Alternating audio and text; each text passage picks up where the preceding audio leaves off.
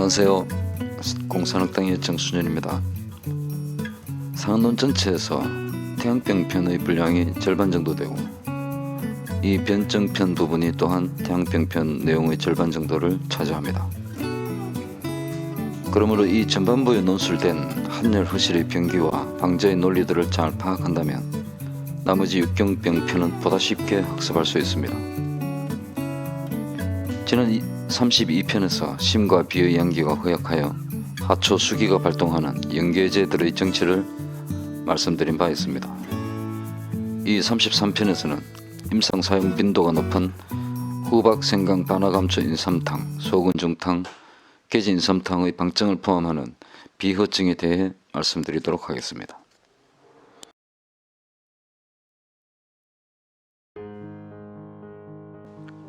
후박, 생강, 반화감초 인삼탕은 비허증 중에서도 허중협실증이라고 합니다. 허중협실이 무엇인지 알아보도록 하겠습니다. 66조입니다. 발한 뒤에 복부가 창만하면 후박, 생강, 반화감초 인삼탕으로 치료한다. 상한론에서 제시하는 대표적인 비허증에는 기체복만의 비허와 기혈량의 비허증이 있습니다. 66조 본문의 묘술이 발환과 복창만으로 두 가지 증상으로 매우 단서가 적으므로 그 병기를 추론하면 다음과 같습니다. 발환으로 인해 비기 비양이 부족해지면 비의 운화가 실조됩니다. 이에 따라 수습이 내부에 정료하며 유형의 습담이 형성되어 그것이 복부의 기기 운행을 막고 지체하면 복창만이 발생하게 됩니다. 본병이 원래 비양허 비기허로 인해 촉발되었고 다시 내부의 습담의 유체가 발생한 것이므로 본증은 허약한 가운데 유형의 담실을 끼고 있는 허중협실이 되었습니다.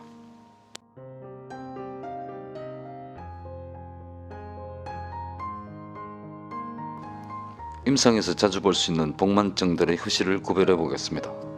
먼저 허증의 복만은 따뜻하게 하거나 덮어 누르는 것을 좋아하여 온난과 안압을 얻으면 창만이 완화됩니다. 그러므로 복만이 때로 감소되는 특징이 있으며 이중탕의 온중보호로 치료합니다. 실증의 복만은 일정하여 감소하지 않고 만약 복만이 꺼지더라도 조금일 뿐이며 안압하면 오히려 배가 아픕니다. 이 복만은 24시간 지속되고 승기탕류의 공화제를 사용합니다. 본조이증과 같은 허중협실증의 복만 특징은 오전에는 가벼운데 오후에 심하고 심할 때는 누르거나 따뜻하게 안온하는 것을 싫어합니다.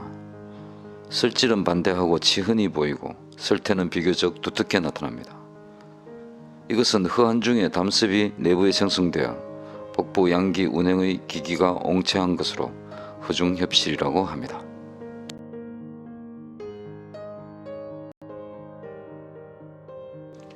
항만산 선생의 의안을 읽어보며 허중협실의 응용을 알아보겠습니다. 어느 날 급하게 병원에 입원한 50세의 여성 환자가 있었다. 서의사의 진단은 진발성 수면성 적혈구성 단백뇨였다. 이 병은 적혈구의 세포막에 발생한 생리적 결함으로 인해 혈액 내의 일산화탄소가 증가하여 적혈구의 세포막이 파괴되면 세포 내의 단백질이 혈중으로 방출되는 병이다. 그 결과로 환자는 눈동자와 눈꺼풀 주위가 누렇게 변하고 소변도 마치 기름처럼 걸쭉하며 복부는 수시로 창만한다. 서의사는 급성 황달성 간염이 아니면 융혈성 황달을 의심하고 있었다. 그러나 의학검사에서 간 기능은 정상이며 다만 수면 중에 혈액의 일산화탄소가 증가하면 잠이 들면 곧 황달이 발생한다고 하였다. 내가 진찰하여 보니 여러 증상 가운데 복부의 창만증이 새벽이나 오전에는 괜찮다가도 저녁만 되면 발생한다고 하였다. 이것이 곧 허한 가운데 실을 끼고 있는 증이므로 호박, 생강, 반화, 감초, 인삼탕을 선방하였다. 비허를 위주로 보았고 또한 환자가 매운맛을 싫어한다고 하였기 때문에 인삼과 감초의 용량은 늘리고 호박, 생강과 반화의 용량은 줄여서 사용하였다.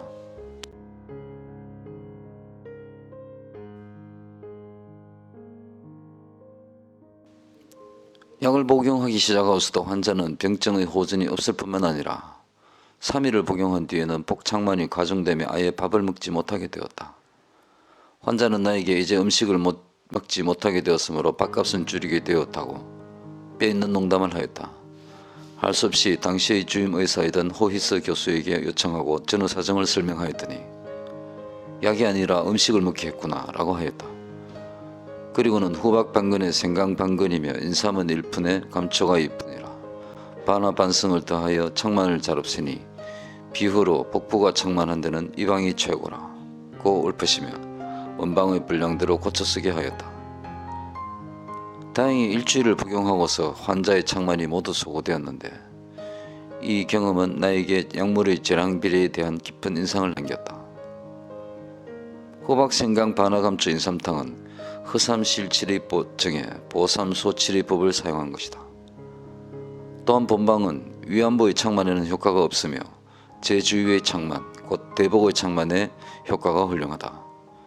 제주위의 대복은 비가 주관하는 것이므로 비후의 대복 창만에 좋은 방제가 된다.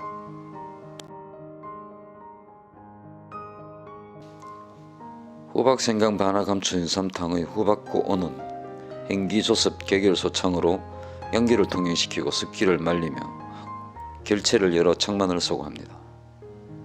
생강반하 신호는 연기를 통행하여 결체를 풀고 담습을 순화합니다. 인삼감초 감원은 보비 익기로 비의 운하를 부조합니다. 이 방은 보해도 옹체하지 않고 소재해도 전기를 손상하지 않는 보이불홍 소이불상 소보겸시의 제입니다. 또한 이 방에 대해 고인들은 가길로 노래하길 후박 방근의 생강 방근이며 인삼 일의 감초는 이가 오렴 불량이다. 반하는 반승인데 창만을 잘 없으니 비후 복창만의 진방이로다 라고 하였습니다. 그러므로 세 분의 복용량인 후박 방근 125g, 인삼 1량 15g에서 알 수 있듯 흔은 3이고 실은 7인증에 보삼소칠의 법이다 라고 한 것입니다. 본방은 비흐협습의 위장병이나 간담질병이 야기한 완고성 복창만에 대해 다용하는 방제입니다.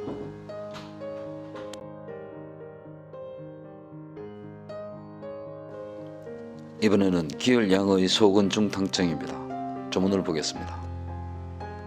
상한의 2, 3일에 심중이 두근거리며 분주하면 소근중탕으로 치료한다. 고대의 문장들이 다 그렇듯 이 문구도 매우 짧습니다. 그래서 자리 행간의 의미까지 파악하는 훈련이 필요합니다. 상한 2, 3일 심중 개입은 오치나 실치가 없이 2, 3일 만에 저절로 심장이 두근거리고 번조하는 것을 뜻합니다. 이것은 평소에 기혈이 모두 허약해 있지만 정상이 돌출되지 않고 있다가 일단 외감이 들면 전기가 폐에서 사기에 저항할 때 전기의 허세는 더욱 가중되는 것이므로 그것이 심장의 영향을 잃은 임상표현인 심계와 번조로 나타난 것입니다.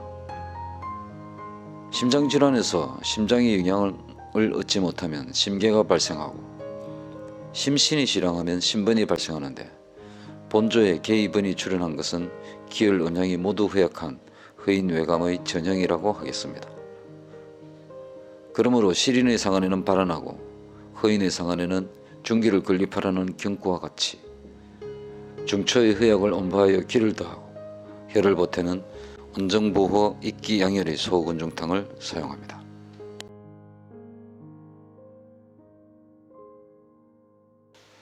소근중탕은 계지탕에 작약을 배로하고 이당을 가하여 조성한 방제입니다. 작약감초는 상감화음으로 음유를 보익하고 계지감초는 신감화양으로 심량을 온보합니다. 생강대조는 중초를 조화시켜 건비에 조력합니다.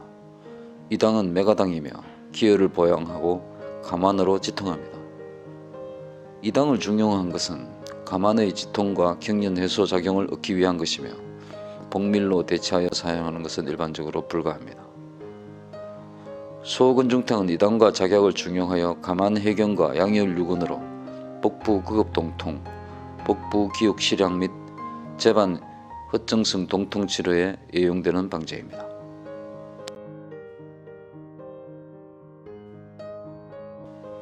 소근중탕의 평가와 감원 제열에 대해 저희 조력 항만산 상한론 강의 249페이지에서 발췌하여 읽어보겠습니다.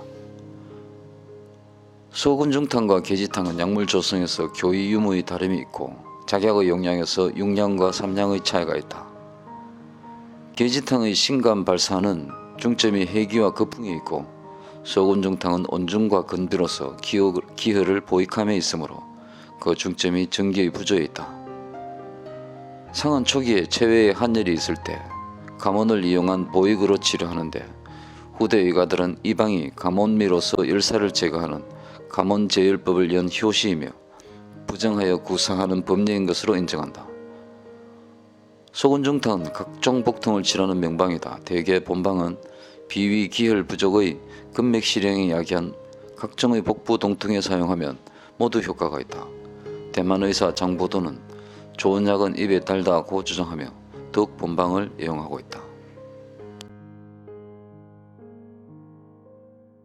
오늘 우리가 알아볼 비허증의 마지막은 흡혈하리 계지인삼탕증입니다. 163조입니다. 태양병으로 외사가 제거되지 않았는데 여러 차례 공화하여 마침내 발열함이 설사가 그치지 않는다. 심화가 비경하고 표류가 모두 풀리지 않았으면 계지인삼탕으로 치료한다.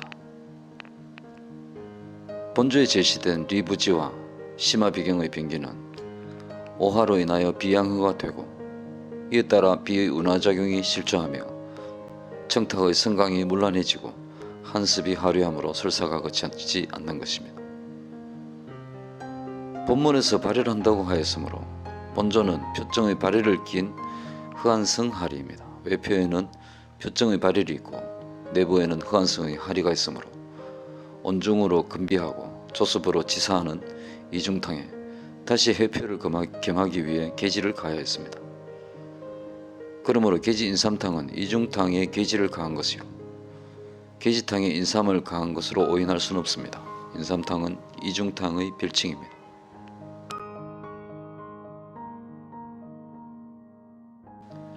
온중해표하는 계지인삼탕은 재반 감모, 유행성 감모, 급성신장염 등이 발열, 오한, 두통, 오풍, 복사, 대변증이 맥부이약을 나타낼 때 사용합니다. 그리고 열정편에서 말씀드린 갈근금년탕증은 표리구열의 혀별리이고 이 계지인삼탕증은 표리구한의 혀별리입니다.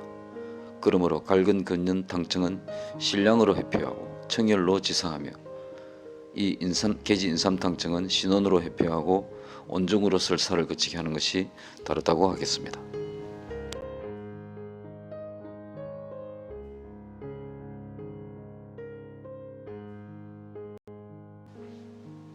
이 편에서는 비허증과 호박생강 반화감초인삼탕, 소근중탕, 계지인삼탕에 대해 말씀드렸습니다. 다음 34편에서는 허증 가운데 신양허증에 대해 알아보겠습니다. 오늘은 이만 마칩니다. 시청 감사합니다. 안녕히 계십시오.